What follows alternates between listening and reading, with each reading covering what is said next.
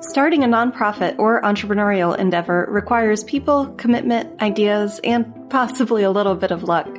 Tamar Kedar Harris from NGT3, based in Nazareth, Israel, shares about her experiences working with startups in a tech incubator with a social mission. We talk about some of the unique dynamics of working in Israel, the value of diversity, and some of the key components of founding a successful organization. Welcome to the Social Good Instigators Podcast, where your host, Kirsten Bullock, interviews leaders of social entrepreneurship ventures who share what's working. Please add the podcast to your favorite RSS feed or iTunes. Now, let's get on with the show. Hi, Tamar. Thanks so much for joining me today. Hi, Kirsten. Thank you for having me on this program. You're welcome. We're so glad to have you here. Tamar Kedar Harris is Director of Investor Relations with NGT. She joined there in 2004 as their Chief Operations Officer.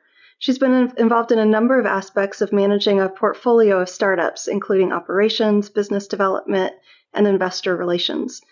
Tamar brings extensive experience in international relations and networks to the NGT team, and she received her MBA from the University of Haifa and her BA in economics from Tel Aviv University. So we're so excited to talk to you today about your experiences with NGT and what you've learned along the way.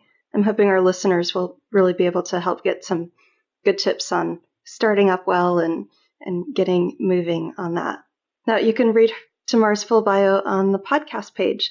But to kick us off, Tamar, could you tell us a little bit about NGT3 and what exactly it is that you do?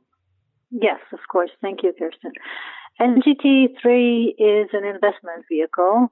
It's structured as a venture capital, and it's focused on early-stage investments in the life science fields, meaning we invest in companies in the fields of biotech, pharma, and medical devices. And our focus and aim is to identify exceptional technologies, to establish companies, and to support them in the R&D, regulatory, IP, business development, anything and everything that has to do with taking an idea and making it into a successful company, all in the very early stages. And basically, we create value for our companies. We only invest in early-stage companies. These are relatively high-risk investments, and we do so because we leverage non-dilutive Israeli government funds through a program in Israel which is called the incubator program. This program allows us to invest in high-risk companies because the government funds allow us to lower the risk. The government gives us $6 on each $1 that we invest. So the risk is much lower than it would be otherwise. And this is done for the first 2-3 years of operation. We are located in Nazareth, which is a city in Israel's northern periphery in the Galilee. It's an Arab city, a Christian and Muslim Arab town of Israel. Sounds like a really unique environment to operate in. It's totally unique. It's very different from what you hear, the high-tech hub and high-tech centers of Israel. It's very pleasant. It's very technology-oriented, and a combination of really special people, both Jewish and Arab, Muslims and Christians and Druze, and everybody works together towards a common interest, which is to have successful companies and startups and bring really meaningful technologies to the world. That's fantastic. And you've talked about having a triple bottom line, positive return on investment, encouraging medical advances, as well as pursuing a social agenda. Could you share a little bit more about that social agenda aspect of your work?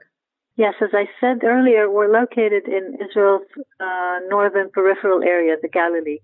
For those less familiar with Israel, Israel is a small country. The total population of the country is 8 million people, of which 20% are a minority, an Arab minority. The Arabs are native to this land from centuries, years before the establishment of the state. And it's a total of 1.6 million people, mostly Muslims and an even smaller minority of Christian Arabs. The majority of the Arabs in Israel, and I'd like just to put in parentheses here that I'm referring to Arab citizens of Israel, those that are within the 1948 borders of Israel and not Palestinians in the Palestinian Authority. Most of these Arabs are located in the northern parts of Israel in the Galilee. And it's a population that since the establishment of the state 70 years ago almost has suffered from, really unfortunately, but has suffered from discrimination, hostility, lack of opportunities, basically from the establishment of the state and onward going. It's a population that was a more traditional one to begin with, mostly farmers, traditional industries, and small services.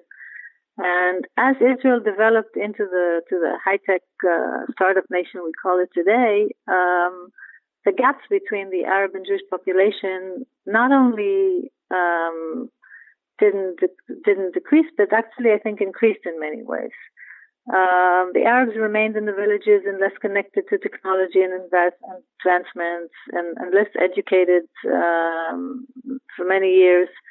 I think these are all traits of a disadvantaged minority that people can relate to in other countries as well. It's not just it's not unique to Israeli society. It's common traits of disadvantaged minority.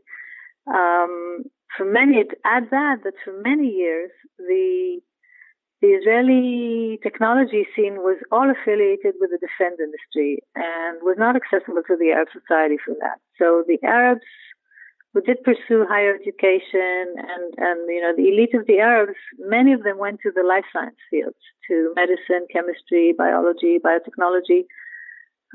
Those are fields that they could later have a career, pursue a career. And over the past 20 years, we see an abundance, an influx of extremely talented MDs, PhDs, engineers, etc., from the Arab society in Israel, who are holding key positions in hospitals, universities, research centers, etc. And these are our people. This is from those people we identify exceptional entrepreneurs and technologies. So this we enjoy doing in Nazareth within the Arab population, where it's less common than it is in the Tel Aviv and the big cities where we see it all over. So Entity 3 focuses on these fields, and I think in a perfect world, every person would pursue his or her career and passions according to the talents. Unfortunately, the Arab society is discriminated and doesn't have the similar opportunities and investments in infrastructure, etc. And so they don't have the network and the possibilities to reach and to start these startups like others do. And this is what we do at NGT. We give an opportunity. It's actually quite simple. All we do is give an opportunity to people who don't have such an opportunity elsewhere. And we allow them and we give them all the backing and support they need to start a company. Nice. And thank you for all that context and that background. Like you said, I think there's definitely some similarities that people can see in their own communities with populations who are disadvantaged. What do you see as the 2 or 3 most important, we're talking about organizations in their startup phase, and these are their tech companies. What do you see as the 2 or 3 most important things that they have in place to make sure that they're successful long term? People. Mm-hmm. It's only one. I can say people. It really is about the people. You can take a less than exceptional technology with amazing people and make it into a good company, and you can take exceptional technology without exceptional people and not get anywhere. I think the key is really about the people.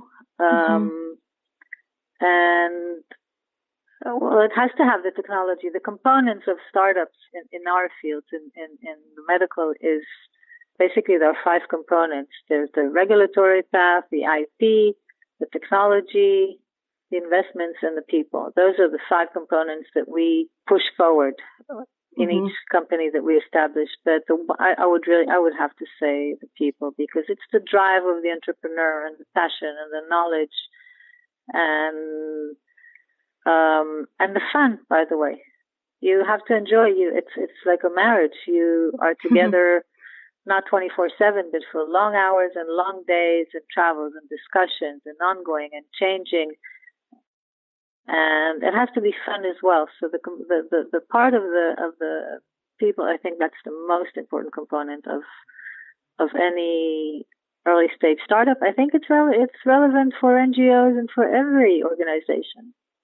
Oh, absolutely. You have a DNA of people, and they go together and they believe in something. It works. So that drive towards a common vision and a common ideal. Yes. Yeah.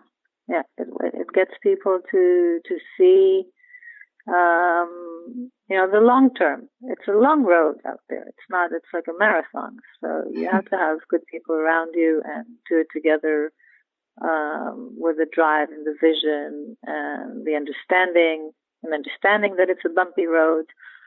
So definitely, people. So looking back over the last 13 years, as you've worked with people through NGT and then NGT3, what are you most proud of?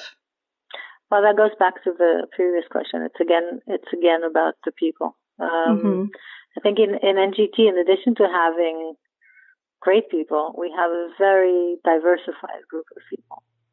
We're a small entity, and each company, we establish many companies, but each company is very small. It's 2, 3, 5 people. When they grow, they leave and they're on their own, so we're not there with them constantly. But in the first couple of years, they're located in Nazareth together in the same space. So we have 30, 40 people working together, and it's the diversity and the way that it works. I mean, we've had some hard times. Israel is not a quiet place, and we've had, since 2004, we've had several wars with our neighbors and military operations, and it's extremely sensitive because on the one hand you have the Jewish population the workers who might have, brothers, kids, etc. in the army, and then you have the Arab population who have their families on the other side of the border.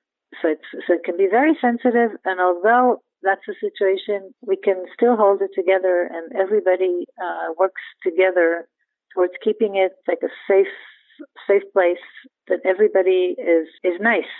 That's the best word I can use. I mean, everybody understands the other side. There's a lot of understanding. So the fact that, there's very different people working together, I think that's the most, that's really exceptional and unique about NGT. I also think that there's an added value in terms of the results, because we have people from different backgrounds, different traditions, different religions, and you get to see different perspectives, and it comes out in the technology as well. It comes out in the way you look at a company, the way you look at the business. So I think this really diversified group of people working together and showing that it can work is really something that we're extremely proud of. In addition to excellent companies that have raised a lot of money and are doing good.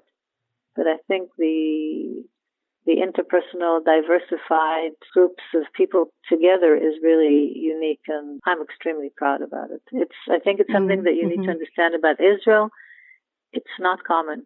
There are very few places that you have Muslims and Christians and Jews working together alongside on the same levels together day after day. And there's something to be said about working side by side to really build understanding between people. I think it's so easy when you see a population to talk about those people and generalities, but when you actually meet somebody, I would imagine some of those assumptions might be questioned. Totally. It changes everything, and it's so simple. It just happens because people are people. So you have your thoughts about a certain group and your biases and your stereotypes. And then you meet a person, and he or she's a person probably more or less like you. They may be dressed a little different. They may have a different religion. but they have kids and their kids like to swim or ride bikes or do arts, and you discover that the common is so much bigger than the different. And you may need to develop a little bit of sensitivity and nuances, not to hurt from time to time on traditions, etc. But this is nothing. Most of it is just that the barriers fall and people become friends. And that's the beauty of it, that it's really simple because you put two engineers in the same room with a common goal and a deadline, and the barriers fall. And it's doable. It's really doable. That's fantastic. So I want to go back to something that you said earlier. You said that people are usually in your incubator in Nazareth for about 2 years. So how long does the founding process really take? We establish 4 to 5 companies every year. Our model is based on establishing a total of about 35 companies over the funds term. And each company stays within the premises and under the umbrella of the incubator program and the initial funding for 2 to 3 years. That's kind of the frame of the program. Before establishing the company, the due diligence and examination and all that requires, that may take 3 months. It may take 9 months. It depends on the state of the company and on the examination, on the further process that we need to bring it to the initial kind of starting position. But the term is 2 to 3 years, and we work very hard on them during this time. And after that, they're not on their own. We're still there, but after 2 to 3 years, it's a company that has a strong board with key opinion leaders from all over the world, with a set strategy. We're usually with a prototype, with initial clinical or preclinical results. So they're on their way, and we're there to support them in raising more money because the path is a long one. It doesn't end there. Great. And you went through those really quickly, having a board, setting strategy, having a prototype, getting all those things in place. I imagine that you have a system, a process that you put people through to make sure that they get those things in place. Well, we help them get it in place. Each company starts usually with an entrepreneur who's the inventor. Comes from the technological side, and we bring along a professional CEO who usually overlooks the R&D and the business aspects and has some experience in startups and knows the road ahead and what has to be achieved. And we work with each company very closely. We meet them regularly, probably on a weekly basis, even more. We talk to them every day. Everybody's there. But it's very clear for each company, the path is different, and it has to be structured by understanding the market, understanding how much money they're going to need down the road, understanding who are the key opinion leaders around the world and who we should approach and how we should approach and what we can do together. So it's really tailored for each company, and their companies are different. We have a company that is a very simple medical device, so that's easy, and we expect it to be in the market in 2 to 3 years. And we have a company that's a very deep technology and requires probably 6 to 7 years of R&D and preclinical. So each company has its own road. And I think that there's probably some things that nonprofits can carry over for that. Sometimes I meet people and it's one person who has a good idea and they really want to build it big, but they're trying to do everything themselves. It sounds like you really push people through a process of building the team, finding people to surround it. It's recognizing that it's more than just one person with an idea. You can't do it on your own. It's not possible to do it on your own. Well, I'm not going to say it's not possible, maybe. Maybe it's done in once in a million cases. Improbable. But, yeah, it's improbable. It's it's a little like the saying that you need a whole village to raise one child. It's a process, and it's intense. It's long. It's bumpy. It changes. The environment changes.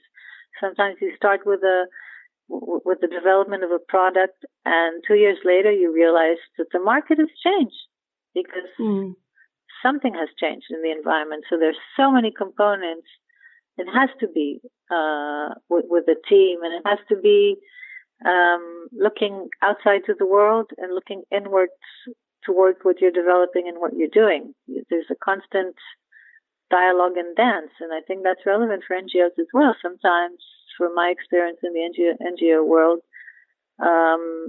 you start with an idea and it's a person and you're very passionate and you realize you're dealing with a very big problem, but then you keep on going in that route and the environment in the world has changed and it's no longer relevant, and you keep on at it. So you have to keep on looking at what's going on around you. Mm-hmm. Well, Tamar, I want to thank you so much for coming. Before we close, though, do you have any words that might provide some inspiration or encouragement for some of our listeners? Yeah, I'd like to go back to what we spoke about earlier about the people and the diversity. I recommend trying it. It's not only important and meaningful to integrate people and overcome our barriers. We all have barriers and we all have biases. It's natural. This is the way human beings are. But overcoming these barriers and giving it a try is extremely beneficial to the business or to the nonprofit at all levels. You can see it day by day how you progress as a human being and how your organization can develop in ways that you couldn't imagine. And it's also a lot of fun. I have to admit, it's a lot of fun. You open up to diverse groups of people only to discover that people are people and have passions and faults and customs. And go ahead and do it. Sometimes it requires more attention and it requires time to build the trust, to build the understanding, but it's definitely worthwhile. I mean, I highly recommend it for anyone and everyone to go through a process and diversify the environment that they live in. Wonderful. Tamar, again, thank you so much for coming on the show. Thank you for the opportunity, Kirsten. You're welcome. And thanks to all our listeners for everything you do to make the world a better place.